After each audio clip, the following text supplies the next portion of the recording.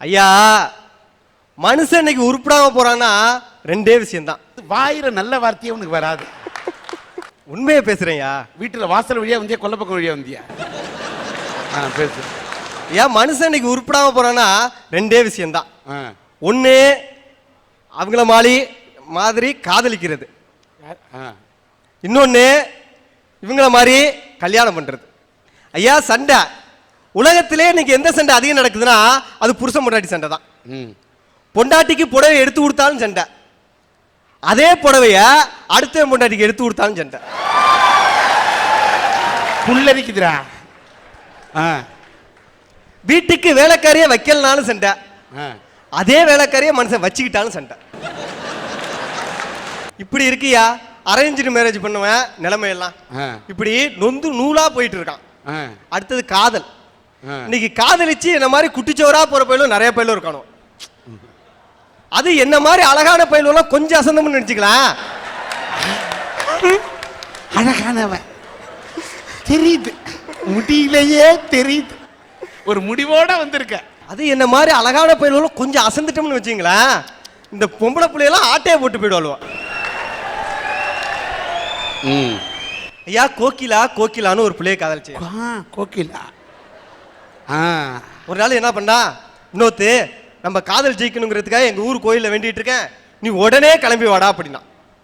ஐயா, நீங்க கேட்டாலும் கேளுங்க, நான் 12வது பரீட்சையில பாஸ் ஆகணும்னு கூட சாமி கிட்ட வேண்டிட்டு கோயிலுக்கு போனதில்லை. நீ போக மாட்டேன்னு நீ மூஞ்சிலே தெரியுதுடா. நீ படிக்கிறதுக்காக அலைகிறவங்களடா, சைட் அடிக்கிறதுக்காக அலைகிறவன் தெரியுதுடா. ஆனா என் காதல்ல நான் பெயிலா போயிடக்கூடாதுங்கிற ஒரே காரணத்தினால 4 கிலோமீட்டர் கோயில நடந்தே போனையா. என்ன கோயில பார்த்தோன்னே ஆளு சொன்னா, வினோத்து, நான் ஆசையா போட்டிருந்த மோதிரம் இந்த கோயில் உண்டியல் உள்ள விழுந்துட்டா, நீ தாண்டா செல்லம் எடுத்து கொடுக்கணும் அப்படின்னா.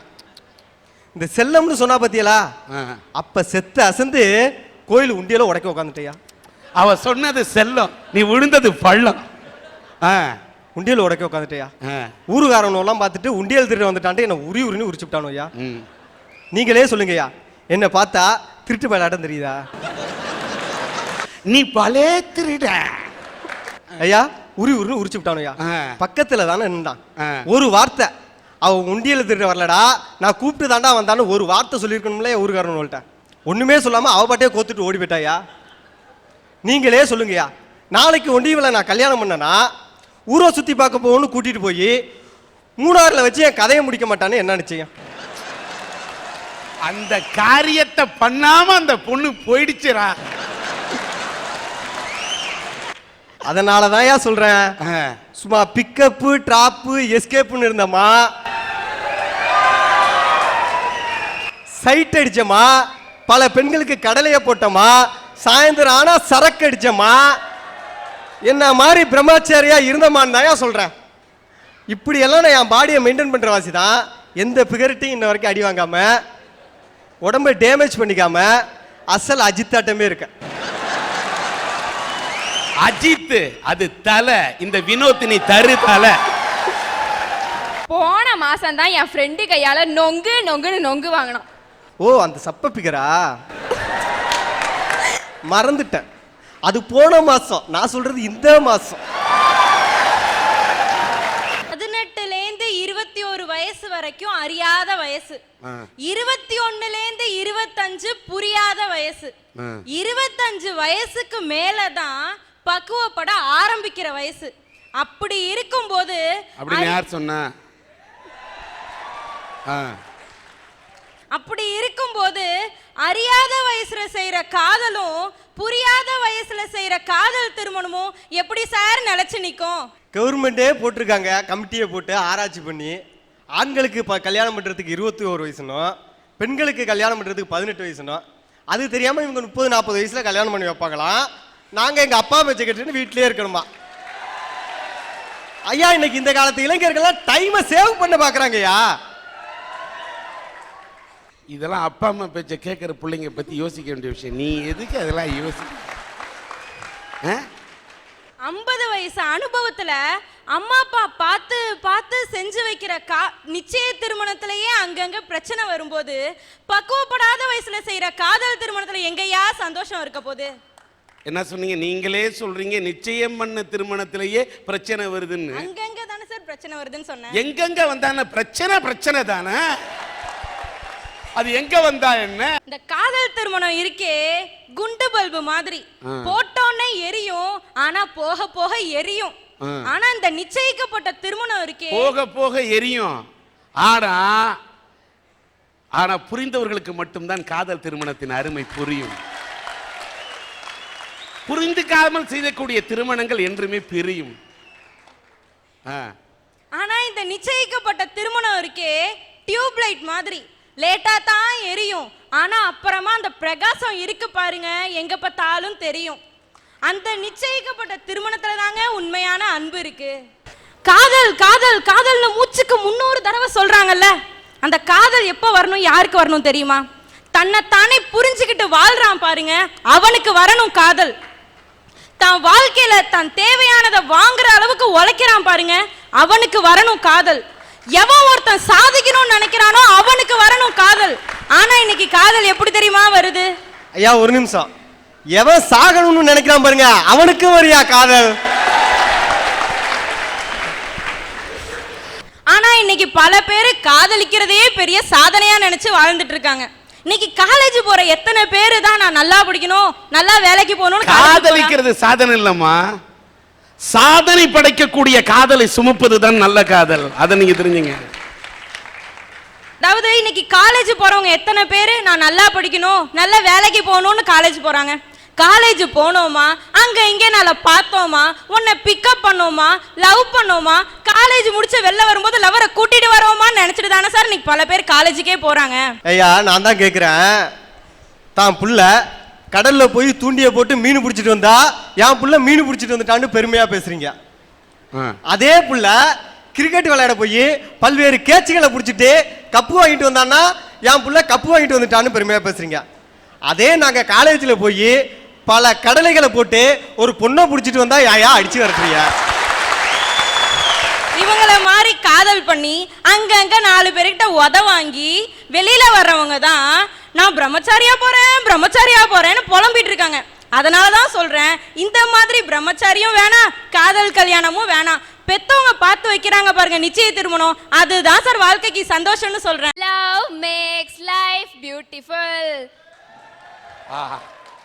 பாத்துக்கோ என்ன வரவேற்பு பாரு. லவ்னு சொன்னதுமே நம்ம பையன் எப்படி லவ் லவ் லவ் லவ் லவ்னு அடிக்கிறான் பாரு. அமெரிக்கா என்றாலும் ஆண்டிப்பட்டி என்றாலும் காதல் செஞ்சா குத்தம் சொல்ல ஊரே வருதுடா. அட ஊர் என்னையா ஊரு? நான் இந்த காதல் டாபிக் எடுக்கிறேன்னு சொன்னதுக்கு எங்க அப்பாவே என்ன இந்த டாபிக் எடுக்க கூடாதுன்னு சொன்னாரியா. அதையும் மீறி நான் ஏன் தெரியுமா இந்த டாபிக்கை எடுத்தேன்? ஏன்னா இது வாலிப வயசு சார். சார் பசங்க இப்பெல்லாம் அழகான பொண்களை தேர்ந்தெடுக்கிறது கிடையாது, தான் வாழ்க்கையை எந்த பொண்ணு அழகு படுத்துதோ அந்த பொண்ணை பார்த்து காதல் பண்ணி திருமணம் பண்றாங்க சார் எங்க பசங்க. அந்த பொண்ணு ஏதோ கொஞ்சம் நல்ல பசங்களை பத்தி பேசிட்டு இருக்கு. ஐயா இன்னைக்கு எந்த பொண்ணு என்ன பேச போற சொல்லு. சொல்லு ஐயா, இன்னைக்கு எந்த பொண்ணு அழகா இருக்கு? நீ அழகா இருக்கியா? நீ பொண்ணு அழகா இருக்குதான்னு கேக்குற? அண்ணா நீ சொல்ல, அண்ணா நீ சொல்ல, அண்ணா நீனாச்சும் சொல்லண்ணா. ஐயா நீங்களாச்சும் சொல்லுங்களேன் ஐயா. மன்னிக்கணும், அழகு என்பது பார்ப்பவனின் கண்ணை பொறுத்தது. கிளியோபாட்ராவே அழகு இல்லை என்று சொல்பவன் இருக்கின்றான், கிளியை போல மூக்கு நீட்டி கொண்டிருப்பவளை பேரழகு என்று சொல்பவன் இருக்கின்றான். காரணம் அழகு என்பது கண்ணை பொறுத்தது, பெண்ணை பொறுத்தது அல்ல. என்ன வேணும்? எல்லாரும் அழகை பத்தி சொல்றீங்க. ஒருத்தன் அழகா எழுதுனான், அவள் அழகின் ரகசியம் எனக்கு இப்பொழுதுதான் தெரிந்தது, எத்தனை முறை குளித்தாலோ என்னை போன்ற ஆண்களின் கண்ணீரில். சார் இப்பெல்லாம் யூத் லைஃப் எப்படி தெரியுமா சார் ஸ்டார்ட் ஆகுது? ஏத்தி ஏத்தி ஏத்தி என் நெஞ்சில் தீயே ஏத்தி. அதே அந்த பையன் ஒரு ஃபிகரை பார்த்துட்டான்னு வச்சுக்கோங்க, அப்ப ஒரு டூயட் பாடுவான் பாருங்க. நெஞ்சுக்குள் பெய்திடும் மாமழை. அதே அந்த பொண்ணு பிக்கப் மட்டும் ஆச்சுன்னு வச்சுக்கோங்களேன், அப்ப ஒரு டூயட் சார். அடியே கொல்லுதே அழகோ அல்லுதே. மறுபடியும் ஒரு லவ் ஸ்டார்ட் பண்ணுவான் பாருங்க பையன். அனல் மேலே பனி துளி எங்கேயோ போயிடுவான் சார். வாழ்க்கையின் உச்சாணி கொம்புக்கே போயிடுவான் சார். அதனாலதான் சார் சொல்றேன் காதல் சிறந்ததுன்னு. ஐயா ஒரு நிமிஷம், அதே பொண்ணு எஸ்கேப் ஆயிட்டுன்னு நினைச்சீங்க. எங்கே செல்லும் இந்த பாவம் யாரோ யாரோ அறிவாரோ அப்படி பாடிட்டு நிறைய பேர் தெரிஞ்சிட்டு இருக்காயா. ஐயா ஒரு வயசுல இருந்து 20 வயசு வரைக்கும் பெத்தவங்க சொல்றத மட்டுமே கேட்டு நடக்கிறோம். ஆனா 20 வயசுக்கு அப்புறம் நாங்க தேர்ந்தெடுக்கிற வாழ்க்கை துணையும் கைய வச்சா நாங்க எங்க சார் போறது? எத்தனை நாளைக்கு தான் மத்தவங்களுக்காகவே வாழ்றது? நமக்காக கொஞ்சம் வாழ்ந்துதான் பாப்போமே, காதல் தான் பண்ணுவோமேன்றேன் சார். சண்டையில கிழியாத சட்டம் எங்க இருக்கு?